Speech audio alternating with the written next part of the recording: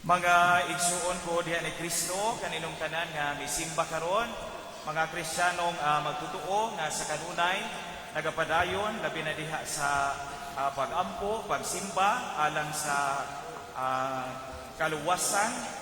Maadtong buntag kaninong tanan.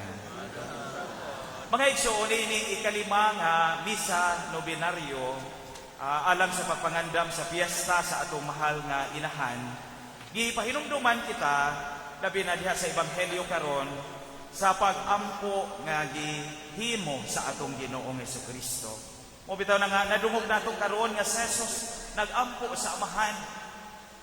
Wala lang siya magampo alang sa iyang kaugalingon lamang, apan alang sa tanang mga katawhan. Mo bitaw na nga sa panahon sa pagsuway, pagantos, kalisdanan, unsa madyoy atong bugtong kadangpan. Walay lain kundi ang pagampo. Mao jud ni ang pinakauna nato nga kadangpan labi na kung magkamulisod na no? Sa atong kinabuhi sa panahon nga adunay bagyo, kalamidad, unsa magyoy atong unang pagasangpiton ang Ginoo. Ginoo kaluy kami. Ginoo tabangin ni. Mauni ang mga pulong nga ato gayong ipadayag labi na sa panahon sa kalisdanan. Muna nga karon samtang nagsaulog kita niining misa nobinaryo para sa mahal nga Birhen sa Guadalupe, ato usab gihinumduman nga ang atong mahal nga inahan puno sa pagsalig sa Dios una sa tanan ug siya mismo nagaampo usab para kanatong tanan. Adunay mga punto nga kinahanglan natong mahibaluan labi na diha sa atong ebanghelyo karon. Una, sama ni Jesus, si Maria nagtudlo kanato sa pagsali gayon sa Ginoo. Nagtudlo kanato sa kamahinungdanon sa pagampo. O bitaw na nga sa nakadaiyang pagpakita sa mahal nga Birhen, wala gyud say laing unang gipahinumdom labi na sa mga tao o sa mga kabataan nga gipakitaan ang kamahinungdanon gyud sa pagampo. Pagampo kamo aron maluwas ang mga kalag nga anaa pa sa kasakitan sa purgatorio. Sa ebanghelyo, Jesus misalig sa amahan ug sa kinabuhi usab sa mahal nga Birhen nahimo siyang masaligon. Gikan pa lang sa pagdawat niya sa tahas nga mamahimong inahan hangtod nga giubanan niya ang iyang anak didto sa tiilan sa krus. Ug ang mga pulong nga iyang gibungat kanunay niingon nga matuman ang imong pagbuot, matuman ang imong kabubuton. Sa kalibutan karon mga igsuon, daghan ang mga panahon nga ang tao gusto nga mo kontrol sa tanan. Kung maghisgo ta og trabaho, pamilya, economy, kaugmaon, pero adunay mga butang nga dili gayud nato kontrolado. Ug ang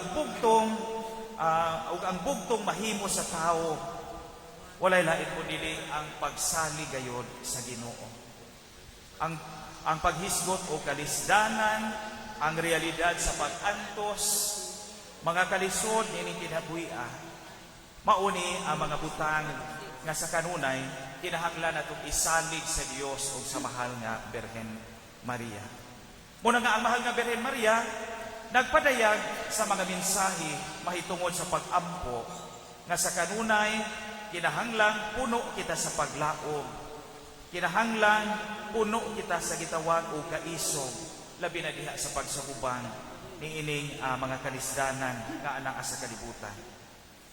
Ikaduha nga gustong ipaabot diha sa ebanghelyo, importante nga sa matag karon ug unya mailhan gayud nato ang Ginoo usab. Ug ang atong mahal nga inahan, daghang mga tao sa kalibutan nga maayo, talente, daghan kaayong ikabuga, sa daghang pag-agi, pero unsa may nahimong uwang ang pagtuo. O bitaw na nga ang tahas yun sa mahal nga Birhen Maria nga mopahinumdom kanato, mopahinumdom sa mga tao sa angay nga pagabuhaton ining kinabuhi. Ug gusto gayon siya nga kita magpabilin nga haduol sa Dios. Maudyo ni ang iyang kagustuhan sa kanunay. No, mao bitaw na nga kung ang Ginoo kanunay nga pagpahinumdom nato, no, nga magkahiusa, no, nga unta mahiusa ang katawhan, no? Ang mahal nga Birhen sa kanunay mauusab ni ang iyang tinguha o pangandoy diha sa matag usa kanato.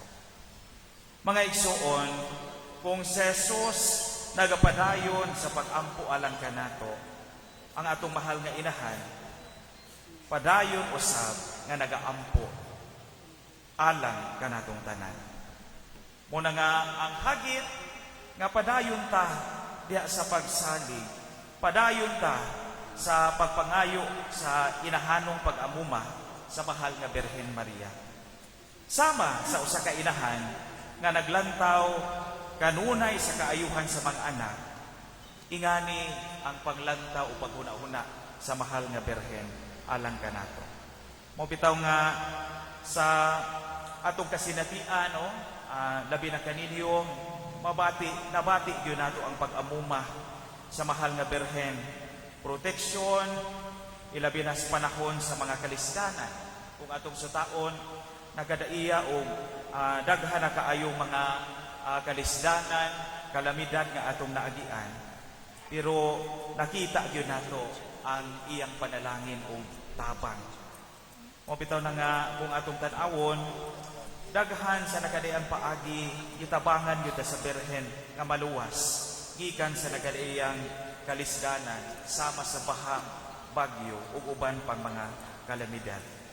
Mo na nga sa kanunay atong pangayuon gayon ang grasya proteksyon sa kanunay, dili kita magmakuli sa pagdangop sa mahal nga Birhen Maria sa Ginoo labaw sa tanan, tungod kay sila dili gayon magmakuli sa pagtabang diha sa matag usa kanato.